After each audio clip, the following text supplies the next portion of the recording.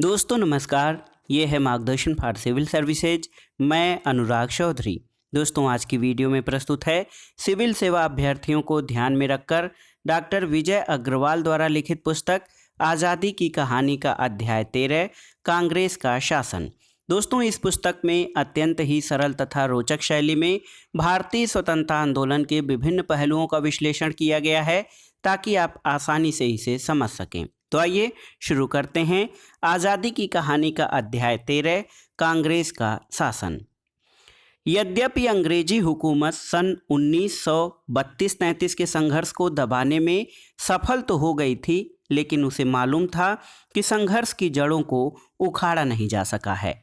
उसे यह अनुभव होने लगा था कि निर्मम कानून और पुलिस की शक्ति के आधार पर बहुत दिनों तक भारत पर शासन करना संभव नहीं हो सकता। इसलिए उसकी कोशिश यह थी कि किस प्रकार राष्ट्रीय आंदोलन को कमज़ोर किया जाए। इसके लिए उसके पास दो तरीके थे। पहला तो यह कि उसने फूट डालो और राज करो की नीति को अपनाकर हिंदू, मुसलमान और अन्य अल्पसंख्यक वर्गों के बीच दीवार खड़ी की। दूसरे यह कि किसी तरह कांग्रेसी नेताओं के बीच फूट पैदा कर दी जाए। इसके लिए वह संवैधानिक सुधारों का जाल फेंका करती थी। कुछ कांग्रेसी इन सुधारों के मोह में फंसकर कुछ समय के लिए अंग्रेजों के प्रशंसक बन जाते थे और इस प्रकार उनमें आपस में ही विवाद खड़ा हो जाता था। भारत शासन अधिनियम 1935 अपनी इसी नीति के अंतर्गत ब्रिटिश संसद ने अगस्त 1935 में गवर्नमेंट ऑफ इंडिया एक्ट 1935 पारित किया। वस्तुतः जब नवंबर 1932 में तीसरे गोलमेज सम्मेलन में कांग्रेसी नेताओं ने भाग नहीं लिया, तब उसमें हुए विचार विमर्श के अनुरूप यह एक्ट पारित किया गया। इस अधिनियम के अनुसार विभिन्न प्रांतों और देशी राजाओं की रियासतों को मिलाकर एक भारतीय गणतंत्र बनाया जाना था। द्विसंसदीय संघीय विधानमंडल की व्यवस्था की गई और दोस्तों देशी राज्यों के प्रतिनिधियों का चुनाव जनता से न होकर सीधे शासकों द्वारा नामजद किया जाना था। उस समय केवल 14% लोगों को मतदान का अधिकार था। सभी विषयों पर गवर्नर जनरल को विशेष अधिकार प्राप्त थे और वह ब्रिटिश सरकार के प्रति उत्तरदायी था। अंग्रेज सरकार को यह विश्वास था कि सुधारों के इस सवाल पर कांग्रेस में फूट पड़ जाएगी और इसके बाद वे संघर्ष का रास्ता छोड़कर संवैधानिक तरीके से अपनी मांगों को प्रस्तुत करेंगे। उन्हें यह भी विश्वास था कि यदि एक बार कांग्रेस ने चुनाव में भाग लेकर सत्ता का सुख प्राप्त कर लिया तो फिर वे संघर्ष का रास्ता नहीं अपनाएंगे। लेकिन अंग्रेजों की यह अपेक्षा पूरी नहीं हुई। कांग्रेस ने इस अधिनियम को बिल्कुल निराशाजनक कहकर उसकी निंदा की और इसके बदले स्वतंत्र भारत के लिए संविधान बनाए जाने की मांग की। उसने कहा कि इसके लिए एक संविधान सभा बनाई जाए और संविधान सभा के सदस्यों का चुनाव वयस्क मताधिकार के आधार पर हो। कांग्रेस की सत्ता। अंग्रेज सरकार ने न केवल भारत सरकार अधिनियम 1935 की घोषणा ही की थी, बल्कि उसे तुरंत लागू भी कर दिया। प्रांतीय स्वायत्तता के लिए काम करना शुरू कर दिया गया और सन 1937 के प्रारंभ में चुनाव कराए जाने की घोषणा कर दी।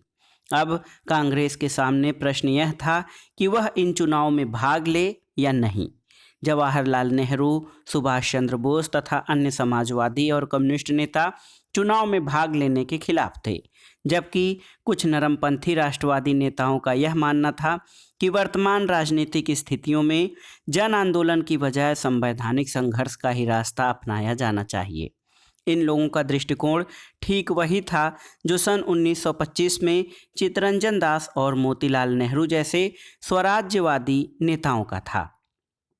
अंततः सन 1936 में यह फैसला किया गया कि कांग्रेस चुनाव में भाग लेगी। सन 1937 में चुनाव हुआ। कांग्रेस के बड़े जोर शोर से चुनाव प्रचार किया। फलस्वरूप उसे बहुत अच्छी सफलता मिली। उसने 1161 सीटों पर चुनाव लड़ा था, जिनमें से 716 सीटों पर वह जीती। बंगाल, असम, उत्तर पश्चिम सीमा प्रांत, पंजाब और सिंध को छोड़कर शेष सभी प्रांतों में इसे स्पष्ट बहुमत मिला। इस सफलता के कारण औपनिवेशिक सत्ता के विकल्प के रूप में कांग्रेस की प्रतिष्ठा और भी अधिक बढ़ गई। चुनाव के बाद 6 प्रांतों में कांग्रेस की सरकार बनी। ये प्रांत थे मद्रास, बम्बई, मध्य भारत, उड़ीसा, बिहार और संयुक्त प्रांत। बाद में उसने पश्चिमोत्तर प्रांत और असम में भी सरकारें बनाईं। कांग्रेस ने अपने चुनावी घोषणा पत्र में यह स्पष्ट कर दिया था कि वह सन 1935 के अधिनियम को पूरी तरह अस्वीकार करती है। उसने यह वायदा किया था कि वह नागरिक स्वतंत्रता फिर से बहाल करेगी, राजनीतिक बंदियों को रिहा करेगी, छुआछूत को समाप्त करेगी, कृषि व्यवस्था में आमूलचूल परिवर्तन कराएगी, किसानों के कर्ज माफ करेगी, करों में कटौती करेगी और मजदूरों को संगठन बनाने और हड़ताल करने का अधिकार देगी। जैसे ही कांग्रेस की सरकार बनी, उसने अपने घोषणा पत्र के इन वायदों पर अमल करना शुरू कर दिया। निश्चित रूप से यह कांग्रेस के लिए नए संघर्ष की शुरुआत थी। हालांकि उसके पास शक्तियां बहुत कम थीं, इसके बावजूद उसने संघर्ष की शक्ति का रास्ता अपनाते हुए यथासंभव प्रयास किए। कांग्रेस के मंत्रियों ने सरल जीवन का आदर्श प्रस्तुत किया। उन्होंने अपना वेतन 2000 से घटाकर 500 रुपये कर दिया। जनता को राहत देने वाले कानून पारित किए गए, प्रेस पर से प्रतिबंध हटाए गए, आपातकालीन अधिकार रद्द किए गए, पुलिस के अधिकारों में कटौती की गई, राजनीतिक कैदियों को रिहा किया गया, किसानों और मजदूरों को आर्थिक राहत देने संबंधी कानून बनाए गए, हरिजनों को मंदिरों में प्रवेश करने जैसे नागरिक अधिकार दिए गए, ग्रामीण उद्योगों को आर्थिक सहायता और समर्थन दिया गया। इस प्रकार कांग्रेस ने अपने कार्यों से जनता के सामने उस स्वराज की एक झलक प्रस्तुत की जो स्वतंत्रता प्राप्ति के बाद स्थापित किया जाना था। कांग्रेस का यह शासन 28 महीने तक रहा। कांग्रेस ने अपने इस शासनकाल का प्रयोग जनता को संगठित करने और उनके सामने इस बात को स्पष्ट करने में किया कि एक विदेशी हुकूमत और स्वयं की हुकूमत में क्या अंतर होता है। कांग्रेस मंत्रिमंडल के गठन से जनता के मन में यह विश्वास पैदा हुआ कि वे स्वयं अपना शासन कर सकते हैं। अंग्रेजों द्वारा फैलाया गया वह भ्रम टूटा कि भारतीय जनता अपना शासन चलाने के योग्य नहीं है। नागरिक स्वतंत्रता बहाल होने के कारण लोगों के अंदर छिपी हुई ऊर्जा का स्रोत फूट पड़ा। भारतीयों को यह देखकर आश्चर्य होता था कि जो सरकारी अधिकारी कभी भी नेताओं को हथकड़ियां लगाकर जेल में डाल देते थे, वही आज उनके आदेशों का पालन कर रहे हैं। जनता में एक ऐसा उमंग और उत्साह आ गया कि अब वे सचिवालय के अंदर घुसने की हिम्मत करने लगे और कमरों के अंदर बैठे अपने नेताओं को ताकने झांकने से चूकते नहीं थे। निसंदेह कांग्रेस की सरकार ने साम्राज्यवादियों की उस कूटनीति को असफल कर दिया था कि संवैधानिक संशोधन के जरिए राष्ट्रीय आंदोलन को कमजोर किया जा सकता है। परिणाम बिल्कुल इसके विपरीत हुआ। कांग्रेसियों का सत्ता में आना एक प्रकार से स्वराज प्राप्ति की दिशा में पहला कदम सिद्ध हुआ। त्रिपुरी का कांग्रेस अधिवेशन। सन 1937 में कांग्रेस के सत्ता में आने के बाद जहां देश में उत्साह की एक नई लहर दौड़ी, वहीं वामपंथी नेताओं के विचारों का जुझारूपन भी बढ़ गया। नेहरू जैसे समाजवादी नेता के विचारों को ध्यान से सुना जाने लगा। सन 1938 में जब कांग्रेस का अधिवेशन हुआ, तब सुभाष चंद्र बोस को इसका अध्यक्ष चुना जाना कांग्रेस में वामपंथी विचारधारा के बढ़ते हुए प्रभाव का प्रतीक था। यह प्रभाव सन 1939 के त्रिपुरी अधिवेशन में तब अपने चरम पर पहुंच गया जब सुभाष चंद्र बोस ने महात्मा गांधी के उम्मीदवार सीतारमैया को पराजित किया। किंतु जब गांधी जी ने सीतारमैया की हार को अपनी हार कहा, तो एक प्रकार से कांग्रेस संगठन में संकट के बादल छा गए। त्रिपुरी अधिवेशन में एक प्रस्ताव पारित किया गया जिसके अनुसार गांधी जी के नेतृत्व में कांग्रेस की नीतियों के प्रति पूरी आस्था व्यक्त की गई थी। साथ ही इस प्रस्ताव में सुभाष चंद्र बोस से यह कहा गया कि वे अपनी कार्य समिति का गठन गांधी जी की इच्छा के अनुसार करें, लेकिन गांधी जी ने इसे स्वीकार नहीं किया और सुभाष चंद्र बोस से कहा कि वे कार्य समिति अपने अनुसार बनाएं। इसी कारण सुभाष चंद्र बोस एक विचित्र स्थिति में पड़ गए। उनके सामने इसके सिवाय कोई रास्ता नहीं था कि वे अध्यक्ष पद से त्यागपत्र दे दें। फलस्वरूप उन्होंने त्यागपत्र दे दिया और उनकी जगह डॉक्टर राजेंद्र प्रसाद को नया अध्यक्ष चुना गया। इस प्रकार कांग्रेस अपने ऊपर आए संकट से एक बार फिर से उबर गई और राष्ट्रीय आंदोलन बिखरने से बच गया। द्वितीय विश्व युद्ध और आंदोलन। तब जब जर्मनी के तानाशाह नेता हिटलर ने पोलैंड पर आक्रमण कर दिया, तब 1 सितंबर 1934 को द्वितीय विश्व युद्ध की शुरुआत हो गई। इससे पहले हिटलर ऑस्ट्रिया और चेकोस्लोवाकिया पर कब्जा कर चुका था। ब्रिटेन और फ्रांस अब तक हिटलर के प्रति तुष्टीकरण की नीति अपनाए हुए थे। अब उन्हें पोलैंड की मदद के लिए सामने आना पड़ा और वे जर्मनी के विरुद्ध युद्ध करने को बाध्य हो गए। 3 सितंबर 1939 को इंग्लैंड युद्ध में कूद पड़ा। इस बारे में भारत सरकार ने न तो कांग्रेस से और न ही केंद्रीय विधायिका से कोई राय ली। इसे भारतीय नेताओं ने अपना अपमान समझा। कांग्रेस ने मांग की कि युद्ध में सक्रिय भाग लेने से पहले उसे चाहिए कि वह भारत को स्वतंत्र घोषित कर दे और प्रभावी सत्ता भारतीयों के हाथ में हो। ब्रिटिश सरकार ने इस मांग को मानने से इनकार कर दिया। इसके फलस्वरूप कांग्रेस के मंत्रिमंडल ने त्यागपत्र दे दिया और राष्ट्रीय स्तर के नेता जन आंदोलन छेड़ने के लिए सत्ता के घेरे से बाहर आ गए।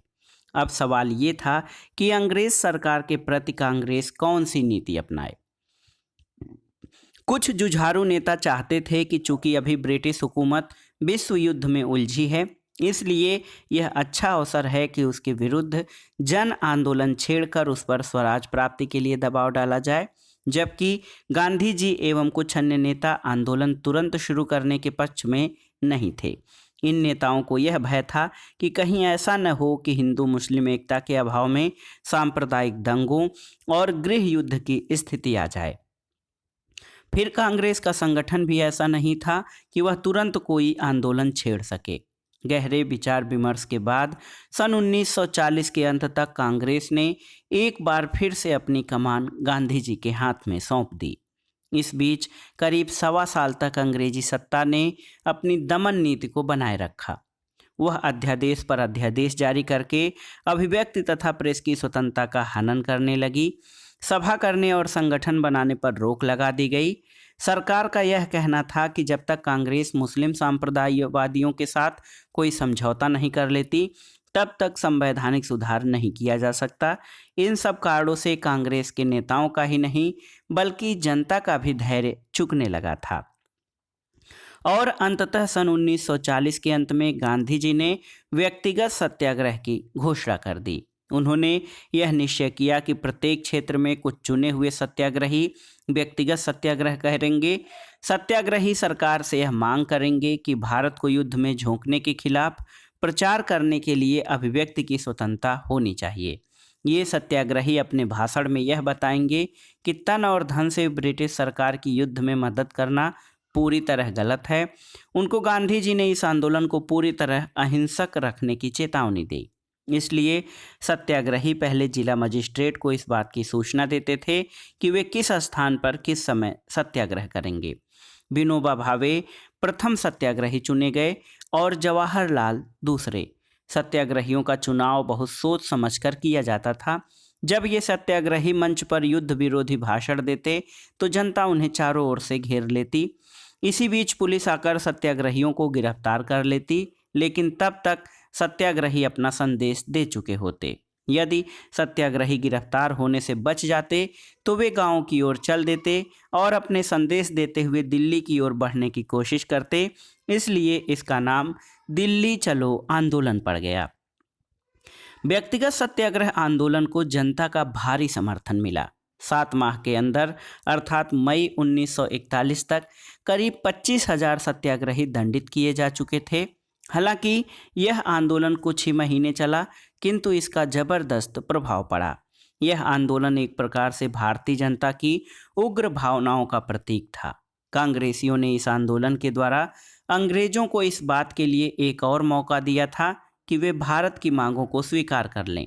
इस आंदोलन के माध्यम से कांग्रेस संगठन को सुदृढ़ किया जा रहा था ताकि भविष्य में कोई जोरदार आंदोलन छेड़ा जा सके और 1 वर्ष बाद ही यह जोरदार आंदोलन भारत छोड़ो आंदोलन के रूप में हमारे सामने आया। अब तक विश्व युद्ध को शुरू हुए 2 वर्ष हो चुके थे। जर्मनी ने यूरोप के बहुत से हिस्सों पर कब्जा कर लिया था। उसके साथ ही जापान ने फिलीपींस, हिंद चीन, इंडोनेशिया, बर्मा और मलाया पर भी कब्जा कर लिया। लेकिन जब मार्च 1942 में जापान ने रंगून पर कब्जा किया तो इसका मतलब यह था कि युद्ध भारत की चौखट पर आ पहुंचा है। अंग्रेजों को यह लगा कि अब वह समय दूर नहीं जबकि बर्मा, श्रीलंका, कलकत्ता और मद्रास भी दुश्मन के कब्जे में जा सकते हैं। ऐसी स्थिति में अंग्रेजों का चिंतित होना स्वाभाविक था। स्वयं भारतीय नेता भी अपने देश की दहलीज तक आए युद्ध के कारण भारत की सुरक्षा को लेकर चिंतित थे। ऐसी स्थिति में कांग्रेस ने एक प्रस्ताव पारित करके कहा कि यदि ब्रिटेन युद्ध के बाद भारत को पूरी तरह स्वतंत्रता देने तथा तत्काल ठोस रूप से सत्ता देने को तैयार हो जाए तो हम ब्रिटेन के साथ पूरा सहयोग करेंगे। यही वह समय था जब गांधी जी ने जवाहरलाल नेहरू को अपना उत्तराधिकारी घोषित किया। Cripps mission. लेकिन अंग्रेजों ने भारतीय नेताओं की इस मांग की ओर कोई विशेष ध्यान नहीं दिया।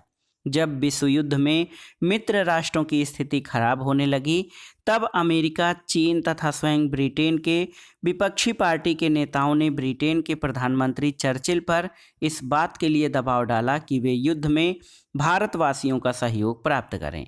यह सहयोग प्राप्त करने के लिए ब्रिटिश सरकार ने मार्च 1942 में कैबिनेट मंत्री स्टैफर्ड क्रिप्स के नेतृत्व में एक सद्भाव मंडल भारत भेजा। इस मंडल ने भारत आते ही घोषणा की कि ब्रिटिश नीति का उद्देश्य जितनी जल्दी संभव हो सके भारत में स्वशासन की स्थापना करना है। लेकिन इस उद्देश्य की पूर्ति के लिए वे अपने साथ जो मसविदा लेकर आए थे वह बहुत निराशाजनक था। उसमें युद्ध समाप्त होने पर भारत को स्वतंत्र उपनिवेश का दर्जा देने की बात कही गई थी, जबकि भारतीयों ने यह मांग की थी कि सत्ता का तुरंत हस्तांतरण किया जाए। अब भारतीय नेताओं को अंग्रेजों के भविष्य पर वायदों पर भरोसा नहीं रह गया था। नतीजा यह हुआ कि क्रिप्स और कांग्रेस नेताओं के बीच बातचीत असफल हो गई। हालांकि क्रिप्स भारत के प्रति थोड़ा लचीला रुख अपनाना चाहते थे, लेकिन उनको इसके लिए अधिकार नहीं दिए गए थे। फलस्वरूप असफल होकर सर स्टैफर्ड क्रिप्स 1 माह बाद ही स्वदेश लौट गए। क्रिप्स मिशन की इस असफलता ने भारतीय नेताओं और जनता के मन में निराशा और कटुता भर दी। उन्हें अब लगने लगा कि देश की राजनीतिक स्थिति असह्य होती जा रही है। ऐसी स्थिति में यह आवश्यक हो गया था कि अंग्रेजों के विरुद्ध कोई जबरदस्त और निर्णायक संघर्ष छेड़ा जाए। भारत छोड़ो आंदोलन। अभी सर स्टैफर्ड क्रिप्स को वापस गए एक पखवाड़ा ही हुआ था कि कांग्रेस की कार्य समिति ने भारत छोड़ो की बात कही और इसी के साथ स्वतंत्रता आंदोलन के सबसे संघर्षपूर्ण चरण की शुरुआत हुई। चूंकि इसका प्रारंभ 9 अगस्त को हुआ था, इसलिए इसे अगस्त क्रांति भी कहा जाता है। बम्बई के ग्वालिया टैंक मैदान में अखिल भारतीय कांग्रेस समिति की बैठक हुई, जिसमें जनता उसी तरह उमड़ पड़ी थी जैसी कि अरब सागर में समुद्र की लहरें। उपस्थित लोगों के सम्मुख गांधी जी ने अपना ऐतिहासिक जोशीला भाषण दिया। उनके इस भाषण की भाषा पहले भाषणों से काफ़ी भिन्न थी। उन्होंने साफ साफ कहा, आप निश्चित जान लें कि मैं मंत्रिमंडल वगैरह में वायसराय से कोई समझौता करने नहीं जा रहा हूं। मैं संपूर्ण आज़ादी से कम किसी भी चीज़ से संतुष्ट होने वाला नहीं हूं। एक मंत्र है, छोटा सा मंत्र जो मैं आपको देता हूं, उसे आप अपने हृदय पर अंकित कर सकते हैं और मैं चाहता हूं कि आपकी हर सांस इसे व्यक्त करें। यह मंत्र है, करो या मरो, यानी डू और डाई। हम भारत को स्वतंत्र कराएंगे या फिर इस कोशिश में मर मिटेंगे। हम अपनी गुलामी को हमेशा बनी रहने देखने के लिए जिंदा नहीं रहेंगे। गांधी जी ने अपने भाषण में आंदोलन संबंधी कुछ निर्देश भी दिए थे। ये निर्देश उनके पहले के निर्देशों से उसी तरह अलग थे जैसे कि उनके भाषण की भाषा। उन्होंने कहा कि सरकारी कर्मचारी नौकरी न छोड़ें, बल्कि कांग्रेस के प्रति अपनी निष्ठा की घोषणा करें। सैनिक अपने देशवासियों पर गोली चलाने से मना कर दें। भारतीय शासक जनता की प्रभुसत्ता स्वीकार करे। किसान मालगुजारी देने से इनकार कर दें। इस प्रकार यह भारत छोड़ो आंदोलन सविनय अवज्ञा आंदोलन और असहयोग आंदोलन से बिल्कुल अलग रखा था।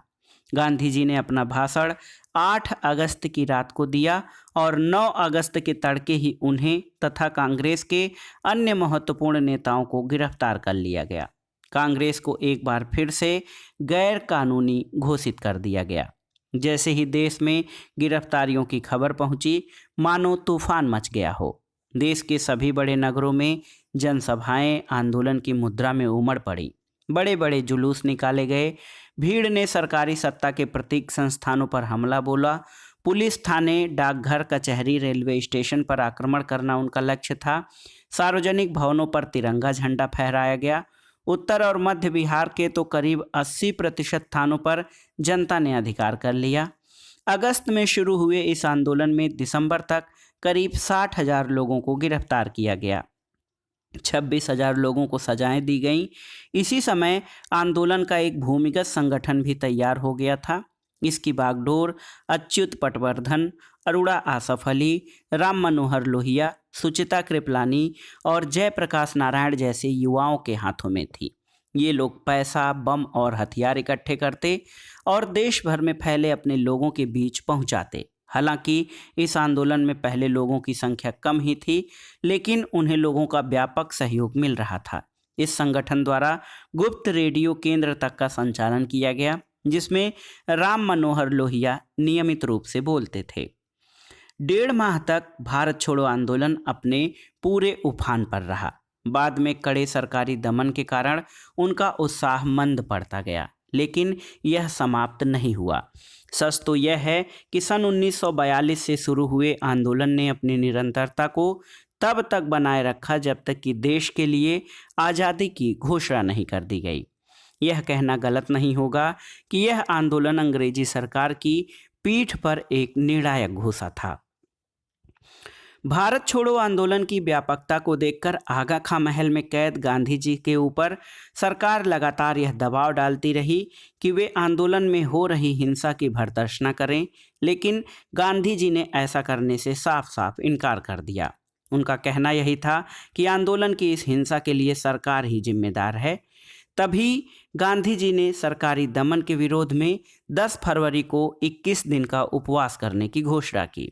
जैसे ही इस उपवास की घोषणा की खबर देश भर में फैली, वैसे ही लोगों का आक्रोश बढ़ता चला गया और हड़ताल, प्रदर्शन और जुलूसों का तांता लग गया। गांधी जी की स्थिति बिगड़ने लगी, लेकिन सरकार तनिक भी नहीं झुकी। उल्टे वह गांधी जी के दाह संस्कार की पूर्व व्यवस्था करने लगे। 21 दिन पूरे हुए, किंतु अंग्रेज सरकार की इच्छा पूरी नहीं हुई। हाँ, गांधी जी के उपवास का उद्देश्य अवश्य पूरा हो गया। अब सरकार के पास ऐसा कोई तर्क नहीं बचा था कि वह सन 1942 के अपने अत्याचारों को सही सिद्ध कर सके। गांधी जी के इस उपवास के कारण देश का मनोबल काफी ऊंचा उठ गया था। समानांतर सरकारें। भारत छोड़ो आंदोलन की एक अत्यंत महत्वपूर्ण विशेषता यह भी रही कि देश के कुछ भागों में समानांतर सरकारों की स्थापना की गई। बलिया में चित्तू पांडे के नेतृत्व में सरकार बनी। बंगाल में तामलुक स्थान पर जातीय सरकार का गठन किया गया। सतारा की समानांतर सरकार सबसे अधिक समय तक चली। भारत छोड़ो आंदोलन में आम लोगों की भागीदारी अपनी चरम सीमा पर थी। छात्रों और महिलाओं का उत्साह पूरे उफान पर था। इस आंदोलन की एक विशेषता यह भी थी कि किसानों ने अपने जमींदारों के विरुद्ध हिंसा नहीं की। उनका लक्ष्य ब्रिटिश सत्ता के प्रतीकों को निशाना बनाना था। गांधी जी को बीमारी के आधार पर 6 मई 1944 को रिहा कर दिया गया। इस बीच उन्हें अपनी जीवन संगिनी कस्तूरबा से बिछड़ना पड़ा। भारत छोड़ो आंदोलन शुरू होने के अगले ही दिन कस्तूरबा को बंदी बना लिया गया था।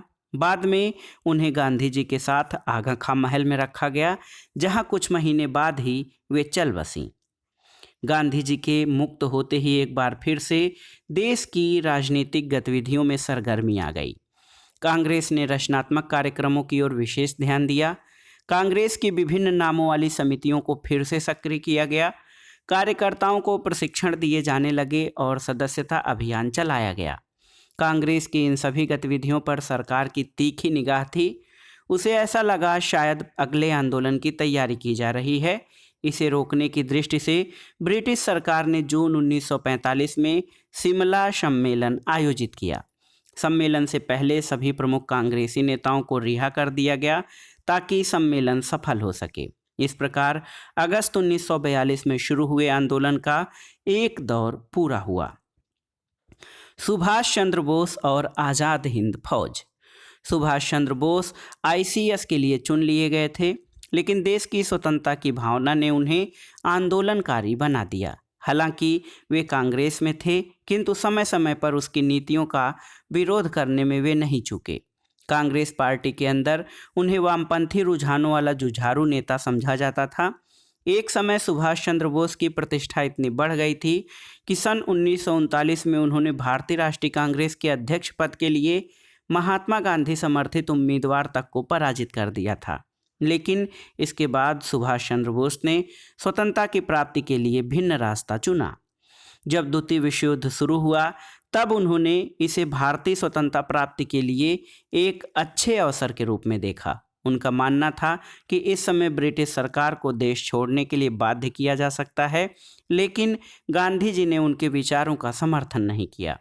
सन 1940 में भारतीय सुरक्षा अधिनियम के अंतर्गत सुभाष चंद्र बोस को गिरफ्तार कर लिया गया।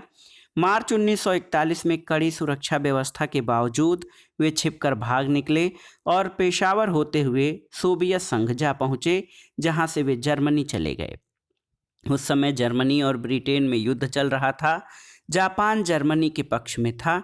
ऐसी स्थिति में सुभाष चंद्र बोस ने यह निर्णय लिया कि जापान के साथ मिलकर ब्रिटिश शासन के विरुद्ध एक सशस्त्र संघर्ष छेड़ा जाए। फलस्वरूप सन 1943 में वे जापान पहुंचे। भारत की स्वतंत्रता के लिए एक सैनिक अभियान चलाने के उद्देश्य से उन्होंने सिंगापुर में आज़ाद हिंद फौज यानी इंडियन नेशनल आर्मी की स्थापना की। अंग्रेजी में इसे INA कहा गया। इसके सैनिक सुभाष चंद्र बोस को नेताजी के नाम से पुकारते थे। नेताजी ने अपने अनुयायियों को जय हिंद का नारा दिया। सुभाष चंद्र बोस ने सिंगापुर में 21 अक्टूबर 1943 को स्वतंत्र भारत की सरकार बनाई। इस सरकार के द्वारा उन्होंने ब्रिटेन और संयुक्त राज्य अमेरिका के खिलाफ युद्ध की घोषणा कर दी। जर्मनी, जापान तथा उनके समर्थक देशों ने सुभाष चंद्र बोस की सरकार को मान्यता भी दे दी। इसके बाद सुभाष चंद्र बोस ने आज़ाद हिंद फौज के मुख्यालय रंगून और सिंगापुर में बनाकर उसे पुनर्गठित करना शुरू किया। उन्होंने रानी झांसी रेजिमेंट के नाम से महिला सैनिकों का दल बनाया। सन 1944 को उन्होंने आज़ाद हिंद रेडियो पर बोलते हुए घोषणा की कि भारत की स्वतंत्रता का अंतिम युद्ध शुरू हो चुका है। आज़ाद हिंद फौज की एक बटालियन इम्फाल के आक्रमण में भाग लेने के लिए भेजी गई। इसमें उसे जापानी फौजों के साथ मिलकर युद्ध करना था। दुर्भाग्य से इम्फाल का आक्रमण विफल रहा और जापानी सैनिक लौटने लगे। ऐसी स्थिति में यह आशा नहीं रह गई कि आज़ाद हिंद फौज भारत को आज़ाद करा सकती है।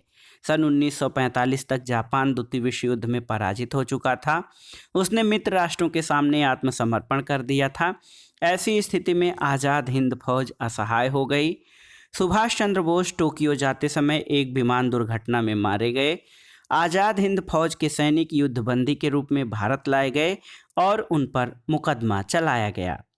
भले ही आज़ाद हिंद फौज देश को स्वतंत्र नहीं करा सकी, किंतु भारत के स्वतंत्रता आंदोलन में उसकी ऐतिहासिक भूमिका रही। भारत ने पहली बार स्वयं को ब्रिटिश हुकूमत से मुक्त कराने के लिए अन्य यूरोपीय राष्ट्रों के साथ समझौता किया था। ब्रिटिश सरकार के लिए यह चौंकाने वाला तथ्य था। इसका दूसरा महत्वपूर्ण योगदान यह रहा कि आज़ाद हिंद फौज के बंदियों पर भारत में मुकदमा चलाया गया। जैसे ही इस मुकदमे की शुरुआत हुई, इन बंदियों के पक्ष में भारत में एक बार फिर से जन आंदोलन उठ खड़ा हुआ। इसी कारण सैनिक अदालत के निर्णय के विरुद्ध सरकार को इन बंदियों को मुक्त करना पड़ा। यह एक बार फिर से भारतीय आंदोलन की विजय का प्रतीक था। विश्व युद्ध के बाद सन 1942 के आंदोलन में जिन नेताओं को बंदी बनाया गया था, वे सब सन 1945 के मध्य तक छोड़ दिए गए। जेल से बाहर आने के समय वे सोच रहे थे कि जनता का मनोबल टूटा हुआ मिलेगा, लेकिन वस्तु स्थिति इसके ठीक विपरीत थी। इसी बीच जनता में ब्रिटिश विरोधी भावना बहुत सुदृढ़ हो गई थी। युद्ध के बाद ब्रिटेन में लेबर पार्टी सत्ता में आ गई थी। वह चाहती थी कि भारत की समस्या का समाधान जल्दी से जल्दी हो, इसलिए उसने कांग्रेस पर से प्रतिबंध हटा दिया और चुनावों की घोषणा की। इससे भारतीय जनता में प्रसन्नता की लहर दौड़ गई। चुनाव प्रचार के दौरान कांग्रेस ने 3 मुख्य मुद्दे उठाए। पहला, सन 1942 के आंदोलन को कुचलने में सरकार की निर्ममता का प्रचार किया। दूसरा, आज़ाद हिंद फौज के युद्धबंदियों के खिलाफ चल रहे मुकदमों का प्रचार किया। और तीसरे, शहीदों की गौरव गाथा का गान किया। उनकी स्मृति में स्मारक बनाए गए और पीड़ितों को राहत के लिए धन इकट्ठा किया गया। इन प्रचारों के कारण भारतीय राष्ट्रीय कांग्रेस के प्रति जनता की निष्ठा और अधिक बढ़ गई।